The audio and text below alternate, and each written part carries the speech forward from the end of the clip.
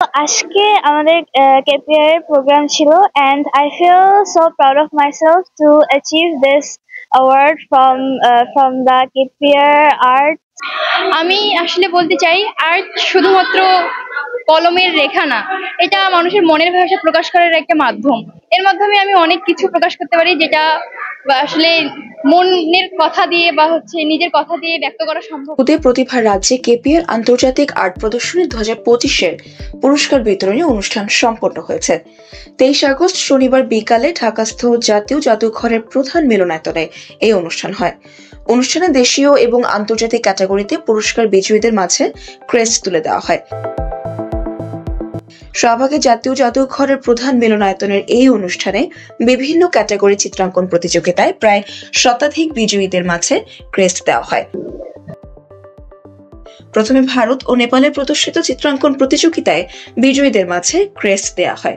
এরপর দ্বিতীয় ধাপে অনলাইনে এবং সবশেষে দেশের বিভিন্ন শিক্ষা প্রতিষ্ঠান থেকে আগত বিজয়ীদের মাঝে ক্রেস্ট তুলে দেওয়া হয়। অনুষ্ঠানের শুরুতে 30 মিনিটের একটি ভিজুয়াল চিত্র প্রদর্শনী হয়।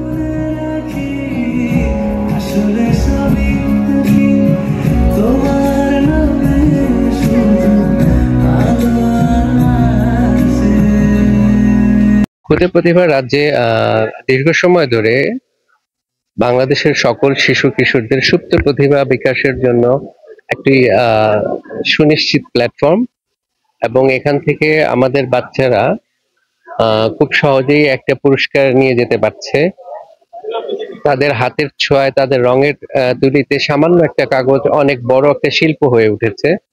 কেপিআর উপদেষ্টা তরুণ রাসেলের সঞ্চালনায় পুরস্কার বিতরণী অনুষ্ঠানে প্রতিযোগিতায় অংশগ্রহণকারী বিভিন্ন শিক্ষা প্রতিষ্ঠানের প্রধানগণের সাথে অতিথি হিসেবে আরও উপস্থিত ছিলেন বিশিষ্ট শিশু সাহিত্যিক মোহাম্মদ আন্তানুর হক, সোনারগাঁও বিশ্ববিদ্যালয়ের শিক্ষক ও বিশিষ্ট সাহিত্যিক নাইমুল রাজ্জাক, কেপিআর উপদেষ্টা ও বিশিষ্ট শিক্ষা ব্যক্তিত্ব এনামুল হক এবং মিস মুনমুন প্রমুখ।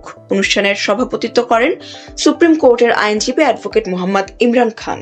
তো আমাদের আসলে টার্গেটটা হচ্ছে এই আর্ট আমাদের শিক্ষার্থীদের এখন থেকে তাদের একটা আর্টের একটা প্রফেশন তৈরি করা, তারা যেন তাদের আর্টের একটা ভ্যালু থাকে, সেটা ভ্যালু ক্রিয়েট করে, তাদের আর্টগুলোকে তারা যেন ভ্যালুয়েবল ফিল করে, তারা যেন আমরা আবার কেপিআর থেকে তাদেরকে ইন্টারন্যাশনালি অ্যাক্টিভিটিস করাচ্ছি।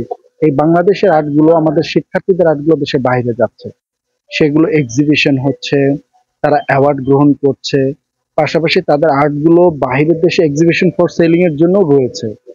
তো আলহামদুলিল্লাহ আমরা বেশ কিছু দেশে আমরা অ্যাক্টিভিটিস গুলো করছি, যেখানে বাংলাদেশের আমাদেরই শিক্ষার্থীরা, কেপিআর বাংলাদেশের শিক্ষার্থীরা, তারা এই আর্টগুলো বাইরের দেশে তাদের বাংলাদেশের পদচারণা সে বাইরের দেশে রাখছে এবং সেটা একটা ভ্যালু ক্রিয়েট করছে বাংলাদেশের পক্ষ থেকে। আমাদের আগামীতে আরো কিছু কর্মসূচি আছে, তো সেই ব্যাপারে আমরা অগ্রসর হচ্ছি। ধন্যবাদ সবাইকে।